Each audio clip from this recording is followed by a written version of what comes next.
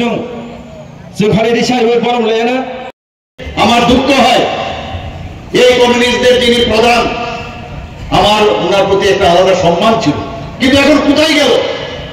এই যে ইন্ডিয়া জোট, ইন্ডিয়ার এত আর নেই, এখন ইন্ডিয়া জোট হয়ে গেছে। এই ইন্ডিয়া জোটের এখন বলছে যে না আমরা এখন চিহ্ন কোথায় আমরা ভোট দেবো এটা ইম্পর্টেন্ট না, এখন যেহেতু আগামী দিনে গণতন্ত্র থাকবে না, সংবিধান থাকবে না, এর জন্য আমরা একসাথে হয়েছি।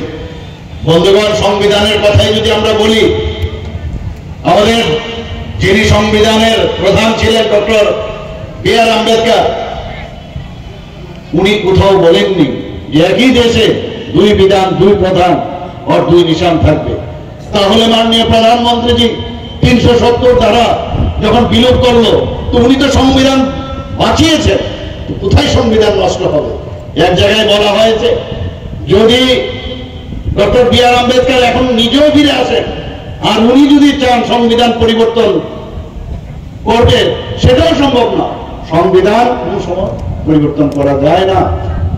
আমরা দেখেছি গণতন্ত্র ইমার্জেন্সির সময় আমরা কি দেখতাম, আমাদের শুধু না যারা বিরোধী দল করেছে তারা না, তাদের নিজেদের দলেরও বহু লোককে জেলের মধ্যে পুরে রেখেছিল। তখন কোথায় গেল গণতন্ত্র? আমরা শিখ নিধন দেখেছি, যখন ইন্দিরা গান্ধী যখন অ্যাসাসিনেশন হয়, রাজীব গান্ধী যখন মারা যায়, সমস্ত ভারতবর্ষে দিল্লিতে বিশেষ করে সব জায়গায় শিখ নিধন আমরা দেখেছি। তখন গণতন্ত্র কোথায় গেল? ওনাদের সময় আমরা দেখতাম যখনই নির্বাচনের আগে, নির্বাচনের তো সন্ত্রাস, নির্বাচনের সময় সন্ত্রাস, নির্বাচনের পরে সন্ত্রাস। কোথায় গেল গণতন্ত্র? গণতন্ত্রের বুকের বাতাস বলে বলছে জল নাই, জল নাই। সেই পুরনো যে কথাগুলো মুখস্থ করা, সেগুলো এখন বলতে থাকে। আরে 3% জল জীবন মিশনের আওতায় 3% ছিল, সেখানে এই সরকার আসার পর 56%-এর উপর হয়ে গেছে।